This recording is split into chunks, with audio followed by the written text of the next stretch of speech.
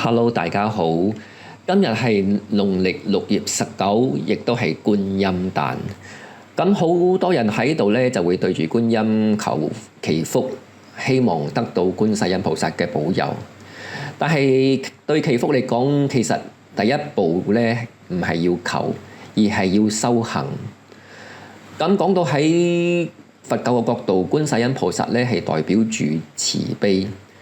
佢嘅願力咧就係聽到眾生嘅痛苦，就會立即伸出援手。所以如果我哋想得到觀世音菩薩嘅加持，第一步就係自己都要學習慈悲。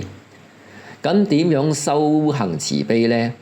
慈悲其實唔係一件好大嘅事，係一件細事。例如你見到老人家，你就讓個位俾佢坐；見到有人有困難，就伸出個援手。見到有人唔舒服咧，就問句關心，呢啲都係幫眾生消除痛苦，亦都等於係同菩薩嘅心相應。咁第二步咧就係要修忍辱。喺我哋人生就一定會遇到我哋唔中意嘅人，甚至有人會對我哋講唔好嘅説話，傷害我哋。喺呢個時候最好嘅修行咧就係唔好嬲，唔好頂嘴。對住對方微笑一下，行開一步，因為你發脾氣嗰陣就會破壞福報，忍辱反而會增長你嘅福報。